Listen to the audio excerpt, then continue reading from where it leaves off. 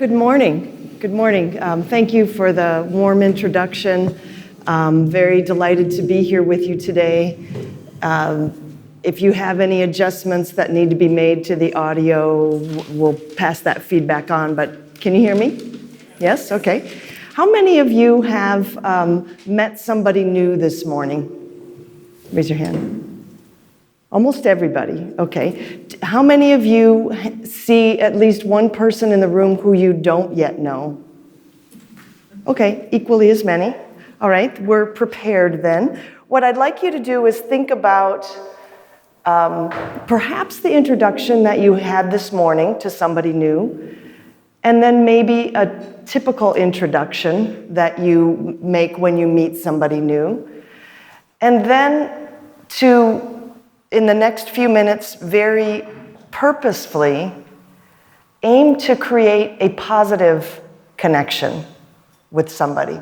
I think we ordinarily assume we will make a positive connection just by doing a typical greeting. But I would like to have you take just one moment to think about what you might do a little differently if you really wanted to assure that it was a positive connection. Okay, so for this, I'll have you stand up and find the person in the room that you don't yet know and take 2 minutes to create a positive connection. Thank you. I always hate to break that up, but I would love to hear your reflections some on what did it take and what did it create to build a positive connection. So much of positive psychology is bringing new insights or new techniques to things that are human nature. I like to say there's nothing new under the sun, but there's different ways of understanding those things. So does anybody have any insights or ideas on what does it take to purposefully create a positive connection? Anyone? Attention. Attention? So what kind of attention? Active attention, but attention is active. Yeah, so a focus. Any additions to attention? Yes? Curiosity, questions. We both decided that we want to put questions to the other one. Right. Curiosity and yeah. So curiosity, coming at it with openness, not necessarily a set of lines you say about yourself, but trying to open up. And then the kinds of questions you ask. Can they be any questions or open-ended? And maybe ones that go beyond the typical. Okay. So attention with questions is curious. It's open. Someone said a smile, so there's a warmth to that attention. It's not I'm looking at you attention or judging you. It's an open and a softer attention. Yes? I would say unconditional. Pardon? Unconditional attention. Unconditional, yeah, that you're with the person and for them. Okay. Anything else? What does it feel like to get that attention? Does it make a difference? Is there what is unleashed with that attention? Anybody? Do you notice how it Trust and openness. Trust, openness. It brings more of the. What did you say? Pride, self-esteem. It's good to be listened to and be inquired about. Right. So it has this positive quality for you to be attended to. When we feel seen, heard, validated, those are things that what can allow us to let our guard down, relax a little bit. They can transform us from being, a little nervous on edge to being more at ease and in place and feel like I'm in the right place. Any other observations? Is it tiring or energizing? Energizing. Energizing, yeah. It sort of unlocks capacity in the room. It's one of the nice reasons that I like to start with such an exercise, because it helps people realize they have more commonality with one another before we even dive in. So what I want to focus on for this morning is the unseen capacity that is unleashed when we can create both in ourselves and then create, more importantly, create the conditions for others to be more likely to experience positive emotions. Now, we know from experience that you can't just command somebody to be happy. It just doesn't work that way. Emotions emerge sort of on a more organic basis, but as leaders and people who can shape organizations, we can set the conditions. It's the analogy that I've used for this is one that a great creativity scholar has used to describe creativity, and he was a pilot. I'm not a pilot, but this is the analogy that I heard, which makes beautiful sense to me, is that if you want to land a plane, you don't fly the plane down. I mean, you as a pilot are not truly landing the plane. Gravity is landing the plane. You as a pilot set the conditions for gravity to do that in a successful way. So if you take the plane and steer it down, that's a bad idea. And so what we need to be thinking about as leaders is thinking about creating positive emotions. What we can humbly do is create the conditions for positivity and openness to emerge so that a natural process like gravity has its course. Now, we could prevent that from happening, but we could also allow it. So if we think about our opportunity this morning is helping to understand what are the conditions that we can help shape and create to allow these processes to unfold, but more importantly, what are the processes and why should I care about them unfolding? So that's what I'd like to share with you today. And I recognize that spending a morning talking about positive emotions can often seem out of place because there is so much difficulty and trauma and world problems. I mean, we are facing extraordinary volume of crisis after crisis. And as groups and as societies, but also as individuals, people, there's an epidemic of loneliness and stress and anxiety, especially in our younger populations. And in the context of appreciating the gravity of the difficulties that we face, it can seem completely tone deaf to be talking about joy, sort of this jump for joy, maybe overly American version of joy that you might see on a cola commercial, just open happiness.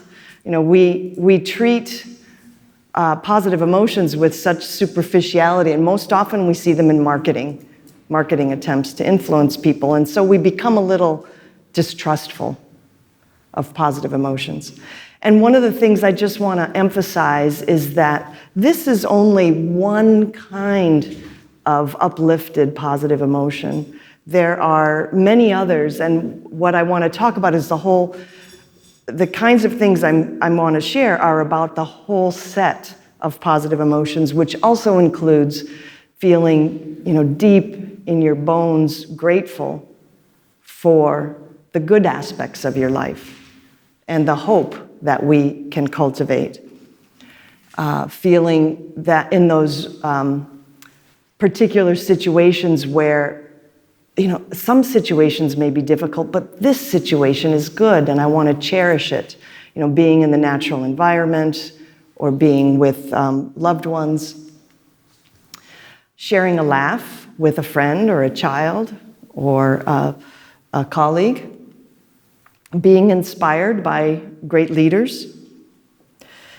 And I'll focus more on this tomorrow, but the most consequential form of positive emotion that we can unlock are those that we co-create and experience between and among us. So positive emotions that we can cultivate just for ourselves when we're alone are very important. They can make the difference between being resilient or being shattered. But the positive emotions that we can co-create between and among us end up having even more impact on people's growth, on people's biology, on their health. And so they deserve special attention. And that is the focus of my talk tomorrow morning. But the one important aspect of all of these emotions, especially when we hear an emphasis on how to create happiness, how to create well-being, we think of happiness and well-being as these destinations or something stable. The most important thing about positive emotions is that they last like seconds, maybe a minute or so, but not for a whole day, not for a whole week. And so one consequence of positive emotions being so fleeting is that scientists completely ignored them for a century because why bother? They start and they're over. What consequence could they have? And what we've learned since is that these moments of uplift are, even though they are fleeting, as they accumulate and compound and we experience them more frequently, they fundamentally change the trajectory of life that we're on. So they are not inconsequential, even though they are subtle, not very intense, and short-lived. So we can't mistake subtle, they don't scream at you like a negative emotion might, and the low, short duration for being inconsequential. But they are like a wave, they rise up and they dissipate. And so when people say they want to feel nonstop joy, that's just not humanly possible. But you could experience frequent joy, just not nonstop joy. And another attribute of all emotions that I want to emphasize is that they are not merely thoughts or shades of feeling that roll around our minds. Emotions, by definition, are mind and body experiences that fundamentally change the cascade of our biological processes and lead to different sensations. This is a compilation of results of asking people, where in your body do you feel energized or de-energized with different emotional states? And the lighter colors mean people feel more energized in those areas of the body. And so you see a lot of that with anger. And sadness, the blue means people feel de-energized on average. This is over hundreds of participants. And it actually maps onto some of the physiology that goes with these emotions, that there's much more blood flow to the hands and to the head with anger. And we sense that in terms of activation and heat. Other than anger, the one that produces the most activation is people's impressions of happiness. So again, I want to emphasize that it's not just a matter of saying, I feel happy, or having a happy thought roll around our heads. a positive emotion drips down and affects our biology, and that has consequences for what it opens up next. And the theory that I devised some years ago, I guess I should say decades ago now, first came out 21 years ago, it makes me feel old, but it has been a blueprint for the research in my lab for more than 2 decades now. And the logic of this broaden and build theory emerged from a complete absence of scientific theory on why humans had positive emotions.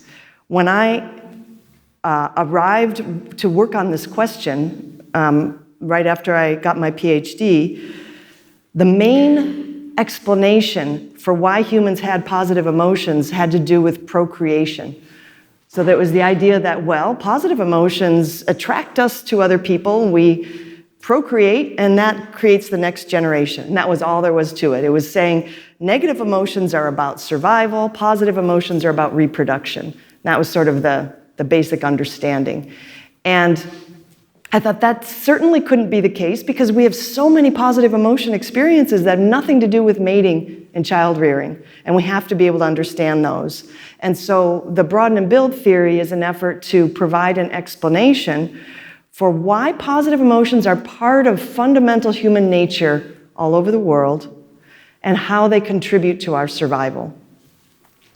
So the one first aspect of positive emotions I want to emphasize is that as we have that wave of positivity, whether it's gratitude or joy or compassion or interest, flow through us, it fundamentally changes the way the human brain works. We know this from behavioral studies looking at how it changes people's actions. We know this from eye tracking studies where we look at all the different places someone focuses. We know this most fundamentally from brain imaging studies, where when we induce a subtle, fleeting, positive emotional state, more areas of the brain become activated, even without any effort on our part, even without any intention. We take in more information. So it's very much like this water lily will open and close in the presence of an absence of sunlight. Our minds open and close in the presence and absence of mild positive emotions. They don't have to be intense positive emotions. They don't have to be long-lasting positive emotions. But positive emotions, when we experience them, expand the boundaries of our awareness. We see more. We're able to take in more information from the periphery. It's not a metaphor. Peripheral vision expands. We know this from brain imaging studies, not just from people's self-reports. The reason this matters is that having more moments of expanded awareness allows people to see more possibilities. When you're trying to solve a problem and you're trying to find the way forward, feeling neutral or feeling negative will hide some of the possibilities from view. And so if you can find the situationally appropriate form of positive emotion, it'll unlock more sense of different ways forward. Okay. I say situationally appropriate because all emotions are valuable. Even negative emotions are valuable when they fit the situation. Negative emotions become dysfunctional when they carry over into other situations. And positive emotions become dysfunctional when they're forced or kind of put on like a uniform. They have to be able to fit the situation. Fortunately, almost any situation can be a genuine source of positivity. Even when you're facing difficulties, you can think, this too shall pass, and that could give you a sense of hope.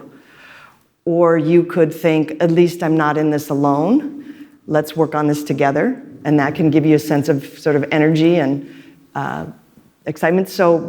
Or one that's often can be tapped into and talked a lot about in positive psychology is gratitude is one emotion that we can almost always conjure out of thin air if we think about what aspect of the situation that I'm in is a gift that could be cherished. So again, even in a difficult situation, it could be I'm not alone, I have somebody else with me.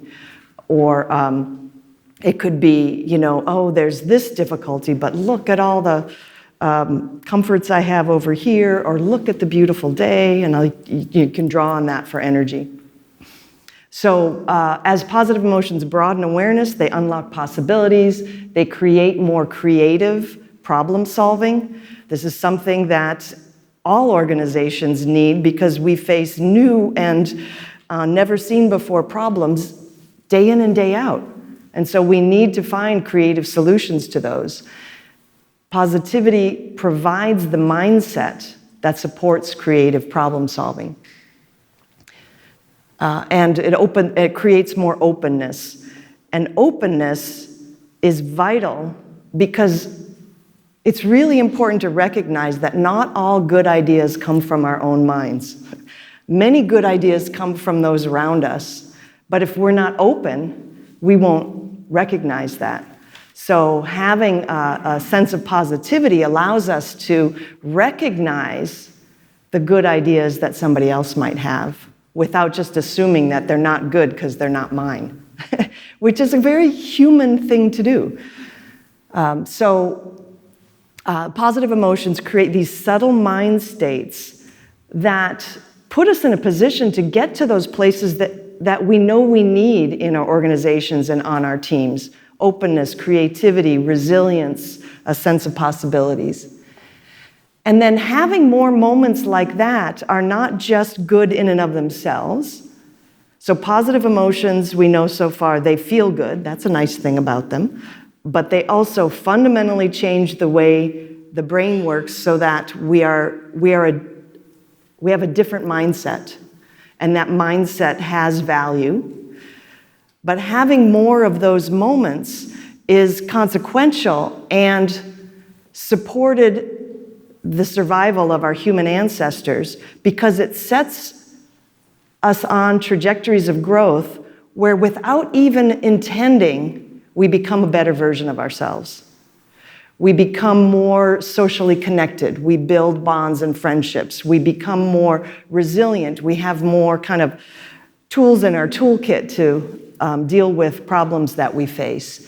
So I make the analogy to eating our fruits and vegetables, where we know that eating just like one stem of broccoli this month isn't going to make us healthy, but we need a steady diet of fruits and vegetables in order to be healthy. We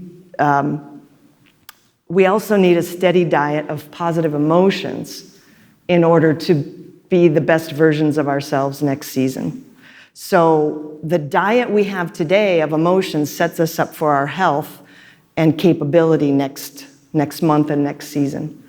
We actually have a paper under review today that I usually think of my vegetable comparison as an analogy, but we now have data to show that the more fruits and vegetables you eat today, the happier you'll be tomorrow. That's not the case with physical exercise. For physical exercise, the more you exercise today, early in the day, the happier you'll be later in the day. But tomorrow, the effect is gone. But for fruits and vegetables, it carries over to the next day. So think of that when you choose what to put on your plate.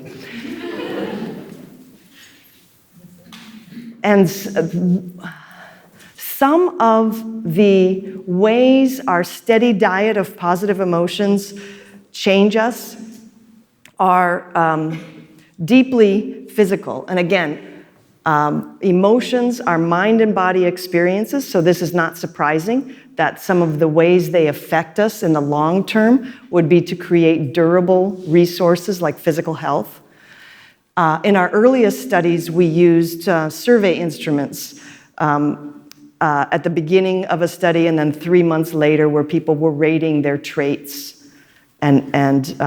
resources, and we found that compared to what people said about themselves 3 months earlier, 3 months later, they were more resilient and resourceful. That has some problems with self-report. But the strength of that study is we didn't ask people, have you grown? We just asked people to kind of step on the scale 2 different times. But in, I think, more convincing studies, we use objective measures to see how people change. If you teach them how to self-generate more positive emotions in daily life. And so these findings in terms of changes to the very rhythms of our hearts that bring us more towards cardiovascular health. The intervention was one where we taught people skills of meditation and learning meditation skills like mindfulness, loving kindness. We found are ways to create the conditions within our day that allow us to experience more positive emotions. So a contemplative practice can be one of the ways to set the conditions to allow yourself to experience more positive emotions. So we know that there's also a dose-response relationship between how much meditation and how much positive emotion people feel. So the more times a week that they meditate, the greater the increase in positive emotions they have, and then also the longer durations of meditation. We were teaching people to meditate between 10 and 20 minutes a day, so not an hour like some of the earlier mindfulness-based stress reduction work. And when we measure people's cardiovascular functioning at the beginning and then 3 months later measure it again, we see detectable changes in the variability of the heart rate that's associated with better cardiovascular functioning. We also see changes in immune health. And here I'm going to tell you about a study of some colleagues of mine where they randomly assigned people to engage in more acts of kindness. So over the course of 4 weeks, people were asked to pick 1 day a week, and on that 1 day a week, engage in 4 more acts of kindness than you typically would. So that might be volunteering to help a younger relative with their homework or cooking dinner for a friend. But the key was to do 4 additional things that you wouldn't have done otherwise, and to do them all on 1 day. All on 1 day allows them to make a big impression in your life. After 4 weeks of doing this, if you've taken a sample of people's blood beforehand, and then 4 weeks later take another sample, and you look for you pull out the white blood cells and look at gene expression in those white blood cells, you see a marked change in reducing inflammation and improving the body's ability to mount an antiviral response. So these gene expression findings have been revolutionary in psychology because they help explain why it is, this thing that we've known for decades now, that stress makes you sick. That used to just be this mysterious black box between you're having a rough go of it and then later you get sick. Well, now we know why, because that stress, that adversity, is leading to shifts in gene expression that increase inflammation and reduce our body's ability to fight off viruses. What we're seeing here is that cultivating positive emotions through acts of kindness has the opposite effect. So as we do things to promote positive emotions in ourselves and in others, our immune systems are listening, and they are making shifts that support our health. Okay, so these are yet another profound reason why we should care about whether we take time to cultivate these subtle positive states. It opens up creativity and resilience, but it also changes our biology. in ways that can help us be well. Now, it's really important for me to add the caveat that this isn't the only reason people get sick or are well. It's so multiply determined, our health. But this is one aspect that we might be able to control. We may not be able to control the kinds of environmental toxins we face or the genetic history that we carry from our family tree, but we can have some control over the emotions that we feel. And so this is one of many influences on our health. So it's really important not to take this information and then to the next sick person you see, say, oh, just make yourself happy. So it needs to be taken in context. But there is a reliable shift that you can see when you do systematic studies. And again, positive emotions support resilience, being able to get through dark times. We know this from studies of real-life trauma, real-life bereavement. We also know it from laboratory studies where we set up challenges and then look to see how fast people can recover if they're given an opportunity to cultivate a positive emotion. One of my former doctoral students did some brain imaging studies of resilient people, and from them, I'm just going to give you the bottom line, we learned that resilient people have different mental habits than those who would score as less resilient. And those mental habits are that if you tell them something bad might happen, they don't worry about it so much. They're like, I'll deal with it when it happens. So they worry about it less, and they don't brace themselves as much. They respond when it happens, but they also rebound quicker after a negative event happens. They recover faster. And so what that means is that their emotional responses are more tightly connected to what's happening in the environment. Like before something bad happens, they're just kind of chilling, waiting. Something bad happens, they respond. The bad thing goes away, they relax. What less resilient people do is you tell them something bad might happen, they're already tense and they're bracing themselves. What if? Something bad happens, it's actually not nearly as bad as they thought, but they're all tense already. And so it does seem worse. And then after it goes away, they're still as if it's in that situation, okay? So they carry the negativity and expand it. So it's easily 3 times as long, the negativity, if you're less resilient. But if you just look at people who are naturally resilient, you see that effect where their emotions, it's not like they do not respond to negative situations with negative emotions. They just respond in very well matched ways. And so more in tune with the circumstances. And that's akin to what mindfulness might offer. Mindfulness is often helping us develop skills of attention to allow us to appreciate the current moment without time travel, without kind of being stuck in the past or worrying about the future.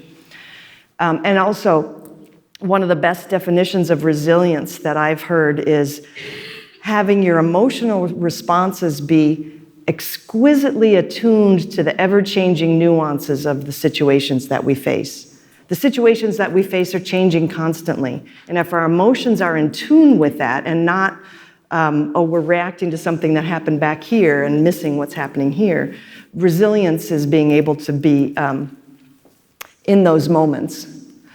So it's not that you sweep your problems under the rug and just whistle on. It's more, people who are resilient are more able to hold the negative and the positive side by side. So to recognize the negative in the situations they face, but not lose sight of the positive possibilities. So, and this is exactly what the scientific definition of hope is, which is fearing the worst, but yearning for better. So it's kind of both knowing both of those exist. There's a possibility for better, but you still have your eyes on what could be a bad outcome. And it's that kind of resilience that isn't just an individual difference that is unchanging among us in this room. Resilience is a capacity that is a resource that grows through your day-to-day experience of positive emotions. People who increase their day-to-day experiences of positive emotions increase their resilience over time. So it's a resource that can grow and create an upward spiral.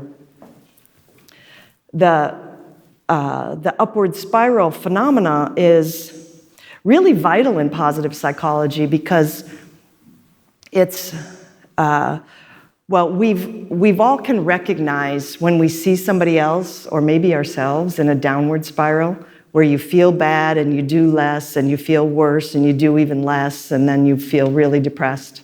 Okay, so that is a way in which our emotions and how we respond mutually reinforce one another. And that's what pulls people from a few bad days into depression sometimes.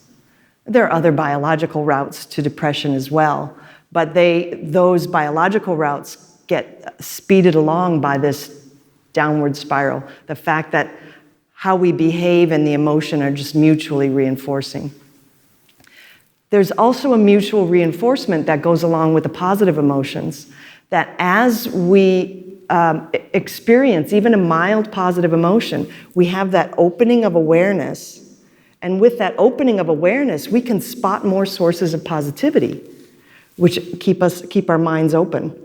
Okay, so positive emotions also come in chains, and they come in chains that lead us to ever more resilient, buoyant versions of ourselves. Now, this doesn't spiral up into the clouds, so you never are on Earth again.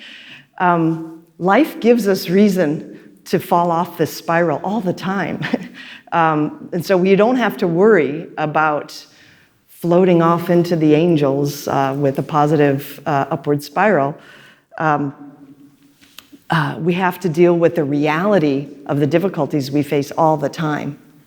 But we want to be able to cultivate these sources of uplift and creativity and resilience enough so that we can manage the day-to-day difficulties and address them with better solutions and better vision. So again, I want to just emphasize that positive emotions come in many, many different forms. The beauty of them is that even though they're short-lived, they are forever renewable. This is our birthright as humans, is that we can experience positive emotions within our days. If we think positive emotions are just like the weather, they're just going to happen, that is a self-fulfilling prophecy. They won't happen for you that much if that is the belief you hold.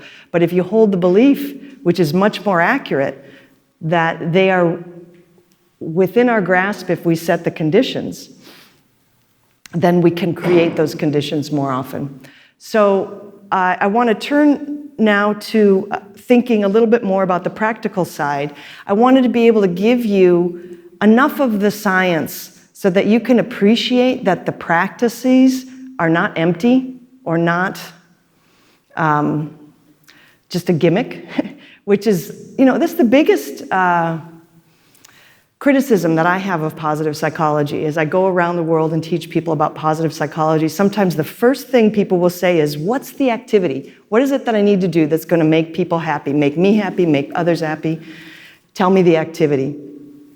Any activity somebody tells you has the opportunity to completely go flat or worse, make people feel bad, if you don't hit the right emotional notes. So as you think of positive psychology activities, the most important thing to think of next is, how did that make me respond? Did it change my emotions? Let me observe for a moment. Or how did it make others respond? Did it change the emotions in the room? The critical active ingredient is the emotions, because the emotions are going to change the way the brain works and change the trajectory people are on. So having a lens to look for and be mindfully aware of emotions is really vital as you evaluate whether a given positive activity is working or not. whether your efforts to create the conditions are working or not. The true test is whether people actually do feel positive. So, my advice on how to unlock some of this, actually, this is absolutely not my advice. I think it's completely unhelpful to say, be positive. And it's, again, you can't just command yourself or anyone else to feel an emotion. So this is, but be positive is kind of a little knowledge of positive psychology is a dangerous thing. People will just say, well, be positive. And that's it. And that's just like the sum total of their advice. It's actually it's dangerous. It's dangerous, one, because people sometimes will feel terrible if they can't make it happen. And so they want so hard to be happy, but instead that effort they put into willing themselves to feel happy actually leads them to feel upset. There's good science to show that excessive valuing of happiness as a state is actually associated with misery. So we know we can't fake this positive experience. We can't simply will ourselves to feel positive. The faking, and people have heard the phrase a lot, fake it till you make it, okay? It is true that sometimes acting in a way that is positive can sometimes create the conditions for positivity. But it's really important to recognize that just acting that way isn't the positivity. You're hopeful that it's a springboard for it. And so you're not making it until the faking it has stopped. So another way to put it, though, is that if you're faking it for the sake of others, you really have no intention of feeling good, that is actually physiologically damaging, as damaging to people's cardiovascular functioning as is contempt or hatred, is what some of the research shows. So cultivating a genuine, situationally appropriate form of positivity is possible. It's just a delicate art. It's not something that you do simply by, saying, I'm going to be positive Monday morning when I wake up. And I've already shared with you the analogy of landing a plane. You want to set the conditions rather than command the response. Okay. So one way to do this is through an approach that we've called prioritizing positivity. And this is a much more humble endeavor than simply trying to force yourself to be happy.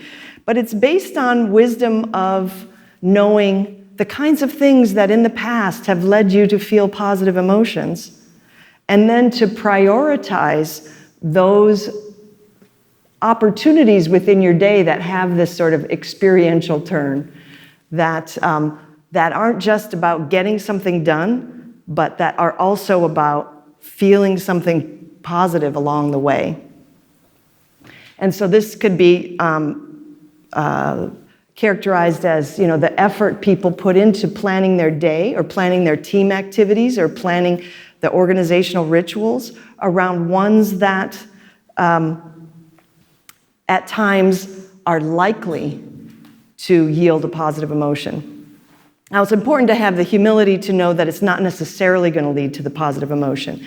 It's like instead of, within the science of emotion regulation, there are some ways that people try to regulate their emotion by not showing what they're feeling. Like, I'll smile even though I feel miserable.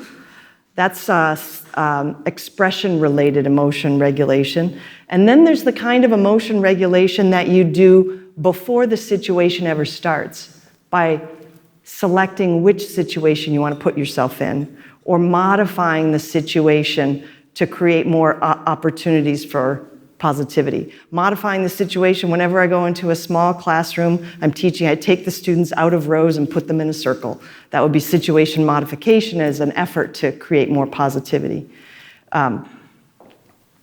Situation selection would be choosing what activities I was going to do in the course. But those are more effective ways to regulate what we and others feel. It's setting the conditions. And then I want to share with you just some guidance as to what should we be shooting for? How much positivity do we need to feel in order to unlock these positive possibilities? And so I want to talk to you about some different findings we have about positivity ratios, which is how frequently you experience positive emotions relative to how frequently you experience negative emotions. And we know from existing research on psychopathology and depression that people who have an anxiety disorder or an affective disorder of any kind, depression, anxiety, that their experience of positive emotions are eclipsed by the negative emotions they experience. They experience fewer positive emotions than they do negative emotions. But that's like, I don't know, maybe 10 to 20% of adults might have had a recent affective pathology. Most people are in these two categories, languishing or flourishing. It turns out flourishing, really doing well, the peak mental health is also only about 10 to 20% of adults. And they're distinguished from people who languish, who are neither in a pathology or downward spiral, but they're also not doing really well. They're kind of just going through the motions. People who are going through the motions tend to have about twice as many positive emotions than negative emotions. Turns out that that's not enough to support flourishing mental health. Flourishing mental health is associated with ratios of 3 to 1, 4 to 1, 5 to 1, in that range. And the reason for this, the reason that there's not parity, like just being higher than 1 to 1 is enough to keep you in flourishing mental health, is because of the asymmetry that I just hinted at earlier, is that negative emotions scream at you and positive emotions whisper. Positive emotions are more subtle. And that's why we need to have 3, 4, and 5 positive emotions to counteract a negative emotion. Negative emotions demand our attention. They're big events. I mean, imagine the difference between having an argument with your spouse and having a pleasant conversation. You know, it takes several pleasant conversations to counteract that argument. With that in mind, the one thing I think is really important about this idea of a ratio is that there is some possibility of there being too much positivity, but more importantly, the ratio suggests that this kind of a command, no negativity allowed here, is simply not appropriate, because the positivity ratio is not like 4 to 0 or 3 to 0. It's 3 to 1, 4 to 1, 5 to 1. And so we learn from that understanding that people who flourish still experience negative emotions. They're not disengaged from their negative emotions. I think here a sailboat metaphor can be really useful. You know, it's the mast going up that holds the sails that kind of energizes the boat. You could think of that as the positivity. You could think of the keel down below the waterline as the negativity. If you sail, you know that you can't sail without the keel. You would have no ability to steer the boat. The keel is what keeps the boat on course and connected to reality.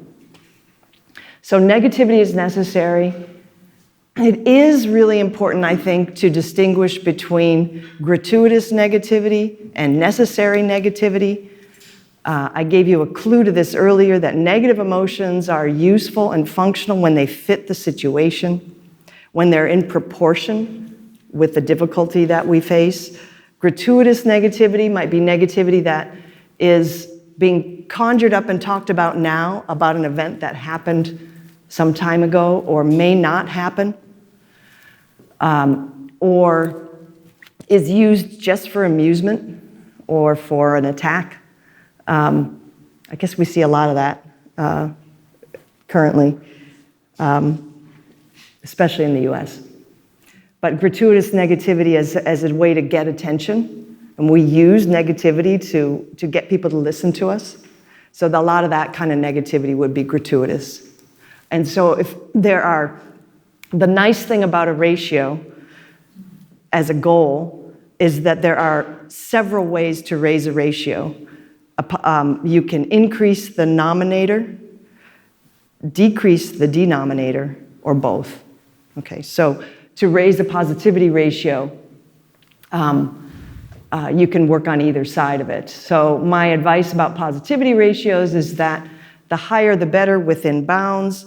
There are, at very low ends, positive emotions are inert because negative emotions swamp them out.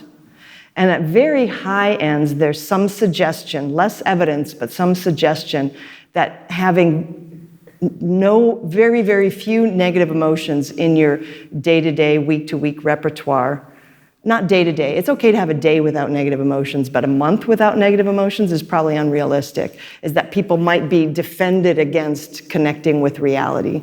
And we all know that we've encountered people who are just happy no matter what, regardless of the circumstance, and that's really annoying, especially when you have some difficulty to share.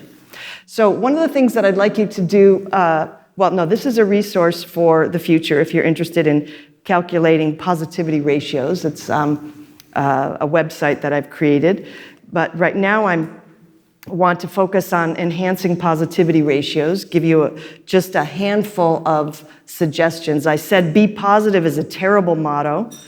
I think this one is a potentially more useful one. This is my own license plate on my car. Be open. There's also be appreciative, be curious, be kind, be celebratory. And what I'd like for you to do at your tables is to connect these ideas to your organizational contexts. I'm not an expert in your organizational contexts, and you may be sitting with people both from and not from your organization. But at your table, we have big pieces of paper and some markers. And I think what I'd like to have you do is draw a line down the middle of the piece of paper and come up with some ways to increase positivity and other ways to decrease negativity. And try to be as specific as possible in terms of practices, activities, new rituals that you might use to increase positivity, decrease negativity. Now, when I lead a research laboratory, and one practice that we've used is that we have a weekly meeting, but before we dive into our weekly meeting, we do a brief appreciation ritual where we pass an object, and you take some beach glass from a jar and put it in a vase and say something that you appreciate. And it's not the positivity police, like you have to feel good. It's allowed to say, I will appreciate that this terrible thing will soon be over. Or I appreciate that I can tell you about this difficulty I'm facing. But a lot of times I appreciate that my family are coming to town this week, or that I got a new puppy. And so there are just these ways in which, for my team, I sometimes only see them twice a week, but I know something about what's bringing them joy through this quick ritual that allows a different kind of conversation later and unlocks more capacity before we get down to business of designing the next scientific study or reading a manuscript or so on. So we take a little bit of time to allow ourselves to share what's bringing us delight and appreciation in our day. So that's one kind of example. So I'd like you guys to turn to the activity. I'll keep these instructions up here. I'll give you 4 minutes for each of the first practices. So really, 4 minutes to come up with ways to increase positivity, 4 minutes for decreasing negativity. And then I'll have you go and roam around the room and see what other groups have come up with. And if you really like something on somebody else's list, you can steal it and put it on your list.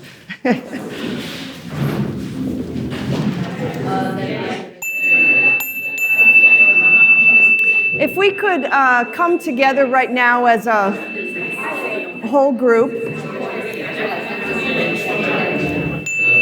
If I could have your attention, I think I'm going to skip to the last option, given the time. And I love that you are still abuzz with ideas. Audience lost. Yeah. What I think we'll do, given the time and given lunch or the break, is go on to discussing as a whole group the ideas that came up. And then after we're finished, we can post these on the walls and you can see what each other have shared. So if I could have what are some of the favorite things that your group came up with? Anybody? Ideas? Let's on the side of decreased negativity. Does anybody have any practices or tools? My favorite is keeping the meetings on time. Keeping the meetings on time? Yes. Okay.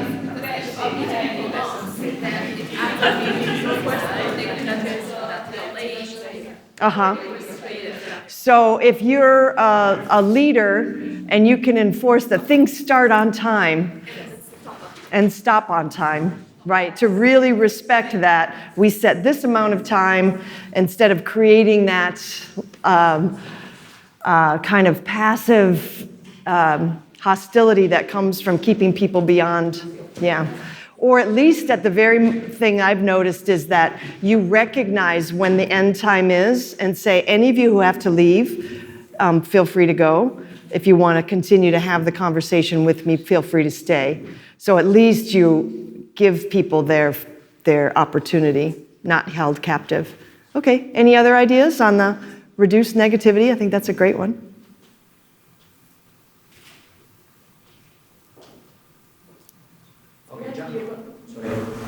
Yes? Just one example from the book, something like involvement, specifically for the so-called negative person, just to show the complete picture, just to put into the complete frame, and just to make him or her understand what is running on, and why is his or her job is important as a part of the big meshing. So some cases.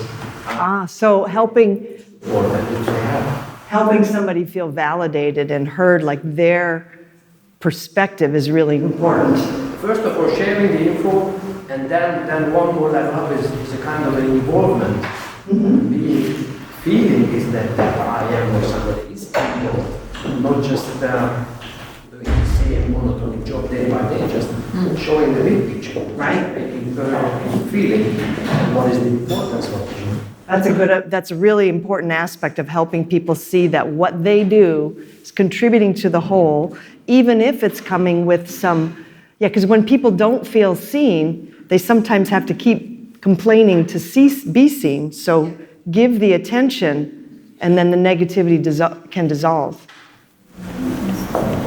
One example which we talked about here and I really like was that we shared the experience that people can have negative feelings or increasing negativity if they have the lack of information about a change, for example, and then they start to have the corridor gossips and making their own assumptions and creating negativity. And our thinking for solving that or reducing that was more information, providing them more information and basically transparent communication. Mm-hmm. So a lot of the things about leadership, successful leadership, just take time, because to provide that clear attention or clear communication means that we can't kind of just do things at super quick speed. So I think there's an interesting aspect about making sure the process, like, is everybody on board? Are we all connected? How can I make you feel heard?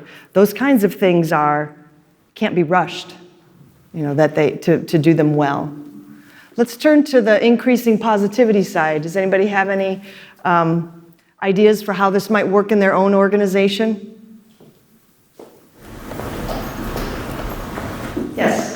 We have, for example, networks. So people can join to a network. Networks are groups of people with the same interests. It can be, like family, it can be nationality-wide. So people can join and feel valued and do activities together. And they can join others, and taking part of their journey. So it is something that increases positivity. So options to join networks that are based on connections that are beyond work role. Exactly. Yeah, that's I think a really important idea, is to allow people to be their full selves, that we come to work and we want to contribute, but we don't want to be unseen. And so, it's also important to let people decide how much of their identity they want to bring. And not to have that be forced. So, but sounds like a great opportunity for that, because it's self-chosen. Anyone else? Yes. One of my favorites is take responsibility, and I would say radical self-responsibility. So instead of blaming others that it doesn't happen because of that and that, or because of that person or that fact. My way of seeing it is like this finger turns towards me. What can I do to change that? And so this is also like putting myself into a position of I have tools and power to change something that I want to be changed. So this is a very important that we will all agree on. Yeah, I feel like that's one I keep learning over and over again. With like, there's a case of a current student who's given me a surprisingly bad draft of a chapter. And then to think, oh, maybe I didn't communicate well to begin with where this was going, or I made an assumption that she knew more than she did, and realize that she did the writing, but I hold a lot of responsibility for the shaping of the context beforehand. So yeah, humility is really important here. Any others? Yeah. You might not know that this has rather been because you live in the US and we live in Central Europe. So because of our culture, hierarchy is an important element. What did you say? Hierarchy. Hierarchy. Right. And we intend to respect this hierarchy. And my belief is that we have to try to destroy this hierarchy of respect in a healthy organization with a certain level of class which is required. Right. So yeah, there's a good and bad with hierarchy. It's from sitting near the top, you do see more aspects of what's going on, but the parts that are worth potentially dissolving is the sense of there's more worthiness of humanity up here and less worthiness of humanity down here. So I'm helping people see that everybody brings something important to the table. In my area, there's some work on psychological safety too, and that seems to be really dependent on leadership, helping communicate that everybody in the hierarchy is important. One way I think of this from the team that I lead is that the lowest person in the hierarchy might be a research assistant, but they have the information about if there's things that went wrong, like if there was a little upset in this, and if they don't feel comfortable telling me, then problems will persist for longer. But if they feel that, oh, it's my job to come say this mistake happened, and I won't be yelled at. I'll be treated with respect for bringing news of a problem. That's a kind of psychological safety that a leader can create for a team or an organization. And then you feel as a leader that I have eyes and ears everywhere because people will come tell me where the problems are. Whereas other times people might sweep the problems under the rug and hope they go away and not alert. If in hospitals, this is very important because it's often the lowest people on the rung who see when something went wrong that could result in life or death. So, but I want to respect our time. We just surpassed 11:30. If you don't mind taking your ideas and we'll tape them to the walls so that we can roam around and look at them over the break. And I'd be happy and delighted to take any other individual questions that you might have. So thank you very much.